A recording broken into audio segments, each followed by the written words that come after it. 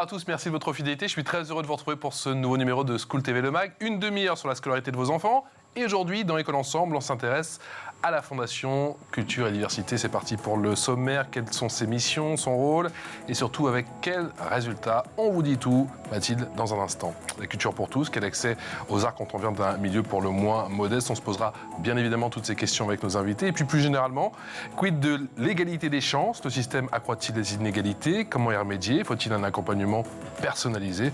On en parle avec nos invités en plateau, avec Lucille Deschamps. Bonjour, merci d'avoir accepté notre invitation. Merci à vous, nous nous recevons. Pas de lien avec Didier, je vous la refais? Aucun. Toujours pas. Okay, pas de match de foot comme ça, des petits plans foot. Je cherche des petits plans foot. Ouais. On a une équipe de France qui se porte plutôt bien, donc je comptais sur Mathilde jusque-là, et puis elle m'a laissé tomber. Vous allez être déçus. Bah, j'ai été déçu, on se dit tout. Voilà. Anaïs Lanque, bonjour. Bonjour. Pas de lien non plus avec Didier Deschamps? Aucun. Bien, mais aucun. 26 ans participante au programme Égalité des chances à la FEMIS en 2016-2017. Depuis, vous êtes passée de l'autre côté? Exactement, je suis devenue productrice et réalisatrice. Rien que ça, c'est parti pour la loupe.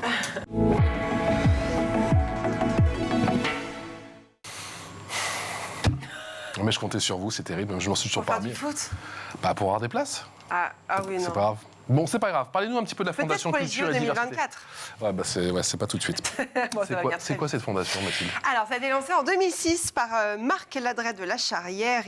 Elle a pour mission de favoriser l'accès aux arts et à la culture des jeunes issus de milieux modestes. Elle conçoit et mène directement sur le terrain avec ses partenaires culturels, éducatifs et sociaux plusieurs programmes. Ce sont plus de 50 000 jeunes qui en ont bénéficié à ce jour. Avec bon nombre d'objectifs. Oui, déjà, le premier, c'est l'égalité des chances, c'est-à-dire que ces programmes facilitent l'accès aux études supérieures culturelles ou artistiques d'excellence. Et le deuxième objectif, c'est la cohésion sociale. Il y a combien de programmes? Il y en a 12. Alors, ces programmes permettent d'aider ces jeunes de milieux modestes à préparer les concours d'entrée aux grandes écoles de la culture. Parmi ces secteurs, on retrouve celui, par exemple, du cinéma. Je ne vais pas tous les citer, mais il y a notamment le cinéma, l'école du Louvre, l'Institut national du patrimoine pour les conservateurs, pareil pour les restaurateurs, vous savez, ceux qui sont dans les musées, l'architecture ou encore l'Institut national de l'audiovisuel ou du journalisme. Il y a également des programmes autour de la cohésion sociale. Il y a un accompagnement des élèves pour assurer au mieux leur réussite. Il y a 3 types d'accompagnement. Un accompagnement culturel, pédagogique et un accompagnement au logement et financier, ce qui n'est pas rien, sans oublier l'aide à l'insertion professionnelle également. Il y a également des programmes, des arts de l'oralité en faveur de la cohésion sociale. Oui. Expliquez-nous. Effectivement, la Fondation accompagne les pratiques artistiques de l'oralité dans une centaine d'établissements scolaires. Vous savez, c'est un peu à la mode depuis quelques années d'être à l'aise à l'oral, de s'exprimer correctement. Alors, on retrouve notamment le slam à l'école mené par la Fondation et la Ligue Slam de France ou encore le trophée d'impro culture et diversité dont je vous parlerai. Je fais un petit teasing tout à l'heure dans mon info en plus. Il y a des prix qui sont remis chaque année? On parle de quoi? Oui, ce sont des prix qui récompensent chaque année des projets d'éducation artistique et culturelle exemplaires en France et aussi à l'étranger. Parmi ces prix, on retrouve le prix de l'audace artistique et culturelle avec tout de même 30 académies participantes. Il s'agit d'un partenariat avec les ministères de l'Éducation nationale, de la culture et de l'agriculture. On compte parmi les membres du jury, notamment Jamel Debbouze, que tout le monde connaît, président du jury, ou encore Grand Corps Malade également. Il y a aussi le prix Culture pour la paix, dont la cérémonie a lieu au musée du Quai Branly. Très beau musée d'ailleurs, Jacques Chirac à Paris, près de la Tour Eiffel. Ce prix distingue des personnalités ou des institutions qui œuvrent à la lutte contre les conflits grâce aux arts et à la culture. Un grand merci à Mathilde. C'est parti pour l'expression orale. Expression orale avec Anaïs Lanque qui a 26 ans, qui est participante au programme Égalité des chances à la FEMIS en 2016-2017 et qui depuis est devenue productrice et réalisatrice, et avec Lucille Deschamps qui est déléguée générale nationale des programmes Égalité des chances au sein de la Fondation Culture Diversité. Je crois que je ne peux pas parler plus vite que ça. C'est magnifique. C'est quoi la philosophie de cette fondation? Alors la Fondation Culture et Diversité, elle a vraiment pour objectif d'aider des jeunes qui sont issus de milieux modestes d'accéder aux arts et à la culture. Donc via 2 types de programmes, donc les programmes de cohésion sociale qui sont plutôt autour des arts de l'oralité comme vous l'avez dit, et puis des programmes aussi qui sont autour de l'accès aux études artistiques et culturelles. La philosophie et je pense la pierre angulaire de la Fondation, c'est de se dire que cette diversité-là là vient nourrir la création de demain. Donc c'est vraiment ce que souhaite encourager la Fondation via ces programmes d'égalité des chances et de cohésion sociale. Mais Lucille, quand on vient d'un milieu modeste, on a vraiment une difficulté d'accès justement aux arts et à la culture? Alors oui, en tout cas, nous, c'est ce qu'on constate. Il y a déjà une première difficulté, c'est l'accès à l'information, en fait. C'est de savoir que ces écoles existent, que ce sont des écoles publiques, donc gratuites, et qu'elles dispensent aussi une formation d'excellence. Ce sont les meilleures. Vous pensez à quelle école, par exemple? L'école du Louvre, les 20 écoles d'architecture, les 44 écoles d'art et design, l'AFEMIS. Ce sont des écoles qui font autorité dans leur domaine. Et surtout, ce sont des écoles effectivement publiques, donc la plupart gratuites. Voilà, donc c'est d'abord une difficulté d'accès à l'information et à la connaissance en fait de ces écoles, de leur pédagogie aussi, et puis après des débouchés professionnels, bien évidemment. Anaïs, avant d'arriver à la Fondation, est-ce que vous aviez entendu parler de la FEMIS? Oui, bien sûr. Oui. J'avais entendu parler de la FEMIS, mais comme une école qui était tellement difficile d'accès que... Vous pouvez nous rappeler ce que c'est? Donc, la Fondation européenne des métiers de l'image et du son, donc la plus grande école de cinéma en France. Enfin, c'est les gens de la FEMIS qui disent ça. Hein. C'est l'une des plus C'est un peu vrai, ouais. Donc oui, j'en avais entendu parler, mais je ne pensais pas y entrer comme ça.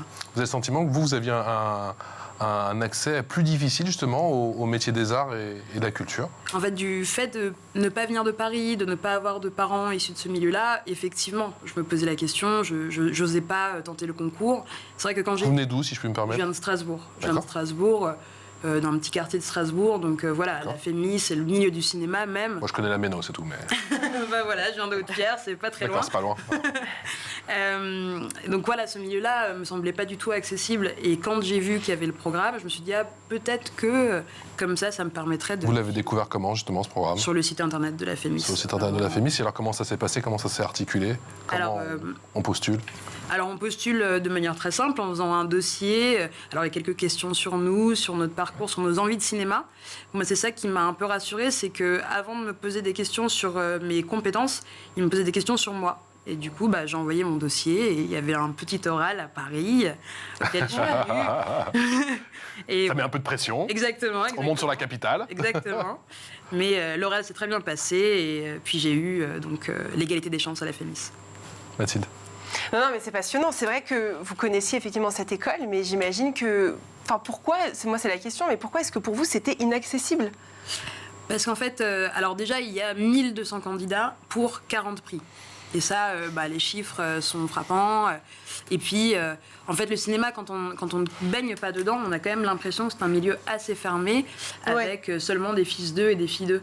Donc c'est vrai que pour Ce qui n'est pas faux non plus, ceci dit. Mais effectivement, il faut faire sa place, ouais. Exactement. Les choses sont en train de changer, mais elles changent très très doucement. Et c'est effectivement essayer de faire sauter aussi des verrous psychologiques qui existent. En fait, c'est de l'autocensure quelquefois et des barrières psychologiques qu'on essaye de faire sauter à la Fondation, grâce aussi évidemment au concours de ces 52 écoles avec lesquelles nous sommes partenaires aujourd'hui. Et donc c'est tout ce travail-là d'information, de sensibilisation et puis après de préparation. Donc Anaïs a participé à ce stage égalité des chances, donc qui est 5 semaines de préparation in situ dans les écoles. Et c'est ça aussi le savoir-faire des programmes d'égalité des chances. C'est vraiment une immersion totale dans l'école, ce qui permet de la désacraliser aussi, parce qu'on y a passé du temps. Donc quand on va passer le concours, on connaît. Mais ils ont même un avantage par rapport aux autres élèves qui n'ont pas eu ces 5 semaines-là. Alors ils ont un avantage. En revanche, ils vont, et là c'est vraiment la pierre angulaire de la Fondation, ils passent le même concours que tous les autres. Donc ils connaissent un petit peu plus les attendus du concours. En revanche, ils sont sur un même pied d'égalité quand ils vont passer le concours, pour ne pas entamer justement la légitimité à intégrer ces écoles. Mais oui, tout à fait, ils connaissent un petit peu plus l'école, ils connaissent sa pédagogie. Ça leur permet aussi de savoir si vraiment ils veulent s'investir dans ces écoles-là et s'ils s'y projettent professionnellement. Comment vous avez bâti ces programmes? Quelle est la méthodologie derrière tous ces programmes? Alors en fait, on a construit une méthodologie de façon assez itérative, j'ai envie de dire, au fur et à mesure. C'est-à-dire qu'on a créé ces programmes en 2006 avec une première école partenaire qui est l'école du Louvre. Donc ça a été notre premier partenaire. Pas mal. Oui, c'est exactement. Premier partenaire historique. Et donc d'abord on a on a 5 étapes. Une première étape dont on parlait d'information et de sensibilisation. Les partenaires des écoles vont sur le terrain dans des lycées qui nous sont désignés par le ministère de l'Éducation nationale pour aller sensibiliser soit les collégiens, soit les lycéens à ces écoles et ces études. On parle de combien d'élèves chaque année ? Alors environ, depuis 2022, on en a à peu près 29 300 qui ont été informés et sensibilisés. Donc voilà, là je vous parle des grosses masses depuis 2006. Ensuite, on a les jeunes qui sont les plus intéressés, qui vont pouvoir participer, comme Anaïs l'a fait, à ces temps de préparation dans les écoles, qui sont des temps plus ou moins longs. Donc on parle de 5 semaines pour la FEMIS, pour l'école du Louvre, c'est 1 semaine, et ils sont en ce moment là, les lycéens, il y en a 35 qui viennent de partout en France et qui sont à l'école du Louvre. Et là, on en a à peu près plus de 2700 qui ont participé à ces temps de préparation-là. Et ensuite, on a une étape 3 qui est l'accompagnement pendant les études, et donc un accompagnement d'abord financier, avec tout un panel de bourses, un accompagnement aussi au logement, parce que, comme le disait Anaïs, en fait, quand on vient à Paris, quand on envisage des études notamment à Paris, il faut pouvoir se loger. On sait que c'est le nerf de la guerre, donc on a un partenariat. C'est de plus en plus cher. C'est ça. Exactement. On a un partenariat avec le Crous de Paris qui nous permet notamment d'avoir des logements pour les jeunes qui ont participé au stage égalité des chances. Un accompagnement aussi pédagogique, donc en première année avec du tutorat, du mentorat, et puis un accompagnement aussi à l'ouverture culturelle pendant les études, donc avec des accès gratuits à des spectacles, des expositions, etc. Donc ça, c'est vraiment la partie, la troisième étape, accompagnement pendant les études. Et puis après, on s'est rendu compte aussi qu'on avait besoin... Il fallait continuer l'accompagnement, j'imagine. Exactement. Sur l'insertion professionnelle. Et donc là, on a mis en place petit à petit que ce soit des ateliers, donc des ateliers plutôt transverses, l'aide de rédaction de CV, de l'aide de motivation, des ateliers plus spécifiques en fonction des domaines dans lesquels sont les étudiants, parce qu'on accompagne aussi bien des jeunes conservateurs du patrimoine que des jeunes réalisateurs, que des jeunes architectes, que des jeunes artistes plasticiens. Et on ne les accompagne pas de la même façon, évidemment, puisqu'il y a des spécificités. Donc voilà, à la fois des ateliers, également des offres d'emploi et de stages pour leur mettre un petit peu le pied à l'étrier. Également de la diffusion d'œuvres pour ceux qui sont plutôt des créateurs. Et puis tout un panel aussi de résidences, donc des résidences en lieu dédié ou non, des résidences de création ou des résidences de découverte, notamment à la Villa Médicis, à la Villa Noailles. Et puis la dernière des étapes qui vient parachever un petit peu le tout, et qui est la dernière étape qu'on a créée en 2019, c'est l'engagement. Donc là, c'est les plus anciens, ce que fait notamment les plus anciens qui vont en fait s'engager en faveur des plus jeunes. Alors ça va un passage de relais en fait. C'est exactement ça. C'est vraiment du don contre don, et en fait ça marche très bien parce que c'est de la transmission de pair à pair. Donc en termes d'identification, par exemple, quand des anciens étudiants qui sont maintenant insérés professionnellement reviennent dans leur lycée pour parler de tout leur cheminement, évidemment, les jeunes lycéens vont pouvoir se projeter beaucoup plus facilement. Et donc ça, c'est l'étape d'engagement. Mathilde. J'imagine que vous avez une sélection quand même pour sélectionner les élèves. Quelle est-elle ? Alors, en fait, on a justement, comme le disait Anaïs, c'est par appel à candidature. Donc, on a, des appels à candidature qui sont ouverts régulièrement. Et donc, nous sélectionnons, alors pas unilatéralement avec seulement la fondation, mais toujours avec les écoles. Exactement. Oui, parce que nous n'avons pas forcément la légitimité à sélectionner tel ou tel élève. Nous, on est plutôt les garants du respect des critères sociaux. Et puis d'un accompagnement aussi, j'imagine. Exactement. Mais nous, on est plutôt là pour regarder les critères sociaux. Et donc, on va évidemment sélectionner les élèves sur un critère de motivation, et évidemment, et puis sur des critères sociaux, puisqu'on s'adresse principalement à des jeunes boursiers ou des jeunes dont les parents, la profession des parents est particulièrement éloignée en fait des études artistiques et culturelles. Voilà.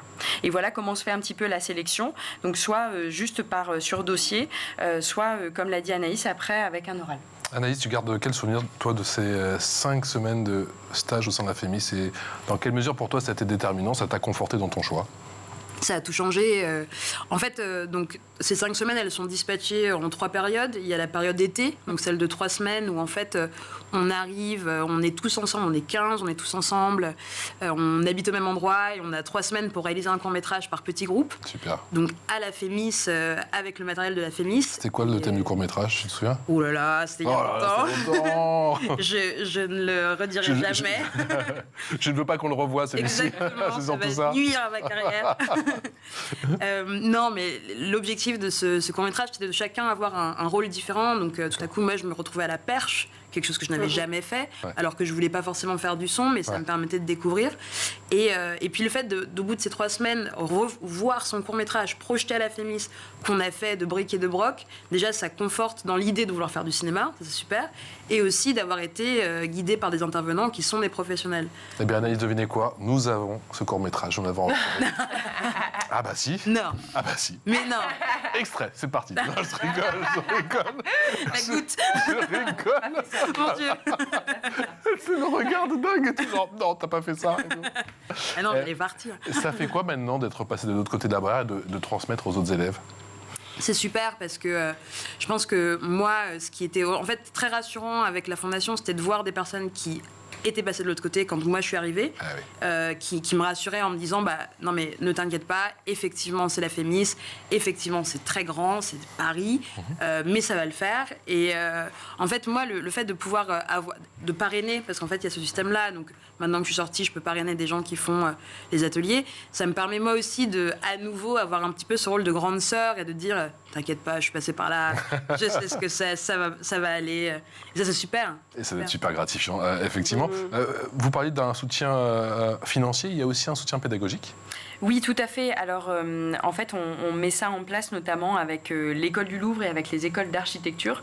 Donc, en première année, parce que là, on s'est rendu compte qu'effectivement, il pouvait y avoir des fragilités structurelles, un peu, des jeunes qui sont passés par les stages égalité des chances. Et donc, pour renforcer, en fait, le succès de ces jeunes, notamment en première année, parce qu'on sait que la marche peut être assez haute pendant cette première année qui est décisive et qui peut provoquer après des décrochages, évidemment. On a mis en place du tutorat pour les élèves de première année. Ce qui est intéressant, c'est qu'effectivement, c'est un tutorat qui a été mis en place au tout début en fait, du programme, seulement pour les élèves des stages égalité des chances. Et au fur et à mesure, en fait, l'école du Louvre l'a généralisé pour l'ensemble des élèves de première année. Donc on voit que voilà, c'est un modèle qui fait florès aussi. Et pour les écoles d'architecture, il y a aussi du tutorat et du monitorat. Donc soit avec des professeurs, soit avec des jeunes étudiants, donc qui viennent là aussi un petit peu aider ces jeunes qui sont en première année en école d'architecture. Anaïs, comment la Fondation aide justement à l'insertion professionnelle? Parce que c'est vrai que c'est déjà super d'intégrer ces écoles magnifiques, mais après, le plus dur reste à faire. Comment vous êtes accompagnés? En fait, pendant les études, on est accompagné par une bourse financière déjà qui nous permet en fait de poursuivre nos études dans un cadre un peu aisé, enfin pas aisé mais confortable disons. Et en fait c'est ça qui nous permet de par exemple aller chercher des stages où on ne va pas s'inquiéter de partir de Paris ou de pas avoir d'argent. Et moi par exemple ça a été le fait d'avoir cette bourse là et d'avoir trouvé un appartement grâce à la Fondation m'a aidé à oser faire des stages un peu ailleurs, quitter Paris. Et c'est en ça que... Pour avoir des stages, il faut avoir du réseau, puis il faut avoir du temps surtout. Donc si tu passes tout ton temps à travailler... Exactement. De ne pas s'inquiéter de devoir travailler les week-ends, etc., m'a permis d'avoir du temps libre pour créer mon réseau, créer ma communauté, parce que la Fémis, c'est aussi ça, c'est d'évoluer avec les gens qui ont notre âge et qui sont là en même temps, et donc la Fondation m'a permis ça. Et puis on a un petit réseau entre anciens de la Fondation. J'ai le sentiment que c'est une grande famille maintenant. Oui, exactement. C'est-à-dire petite, mais là, vu le nombre d'élèves... Il y a à peu près, effectivement, 2700 jeunes qui sont passés par les stages, donc il y en a 2350 qui ont passé les concours, et il y en a 1 sur 2 qui ont réussi les concours. Donc on a un taux effectivement de 48% d'admissibilité en école, ce qui sont des taux tendanciellement beaucoup plus élevés que les... J'ai le sentiment que les moyennes nationales, ouais. Et donc maintenant, il y a tous ces jeunes qui sont passés par ces programmes-là et qui s'entraident. On a une sorte de réseau social interne sur lequel ils peuvent effectivement interagir et puis s'entraider. Anaïs, tu veux conseiller des futurs élèves. Quelles sont les principales difficultés et pourquoi il ne faut pas lâcher? Les principales difficultés, je dirais que c'est le manque de confiance en soi. C'est le fait de se dire qu'il faut ressembler à quelqu'un qu'on n'est pas. Et s'il y a bien une chose que la Fondation m'a permis d'oublier, c'est cette peur, en fait, ce plafond de verre que je m'inventais, enfin, qui est là, mais que je n'osais pas traverser, disons. Un conseil, ce serait d'être motivé et d'être déterminé, quoi, parce que c'est un milieu qui, une fois qu'on est dedans, est très généreux et n'attend que de se diversifier. Avec de la créativité, on l'a bien compris. L'info en plus. Beaucoup de créativité là aussi.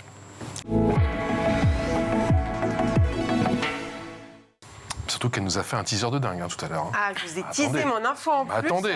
Je peux vous le dire que j'ai tout donné. Tu nous parles du trophée d'impro culture et diversité. Qu'est-ce que c'est? Oui, alors comme son nom l'indique, c'est un match d'improvisation théâtrale. On a fait une émission. On a fait une émission. Et oui, tu te souviens, il est développé localement donc par des structures culturelles professionnelles et destiné aux élèves donc scolarisés dans des collèges relevant de l'éducation prioritaire et des zones rurales. C'est l'humoriste et comédien Jamel Debbouze qui est donc à l'origine de ce prix. Ce trophée d'impro culture et diversité se déroule en plusieurs étapes. Alors évidemment, on s'entraîne avant, 30 heures d'ateliers d'improvisation animés par un intervenant extérieur, des matchs d'impro, des finales régionales et puis une finale nationale organisée au sein d'un grand théâtre parisien. On va regarder un extrait. Ces gamins faire de l'improvisation théâtrale, ça me fait vraiment chaud au cœur. Quel chemin parcouru! C'est extraordinaire!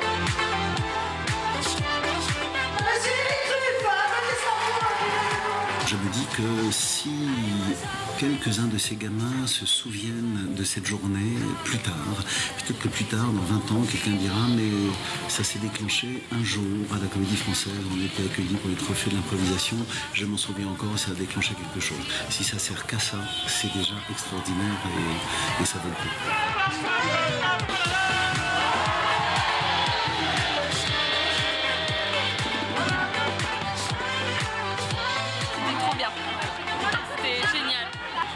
Ouais, c'était génial.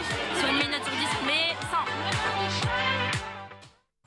Donc là, c'était l'année dernière à la Comédie Française, c'est ça? Exactement. Ouais, Et cette année? Et normalement, cette année, ça aura lieu au théâtre de l'Odéon. Donc, dans le 5e. Voilà, exactement. Quelle est l'importance de ce type d'événement, justement?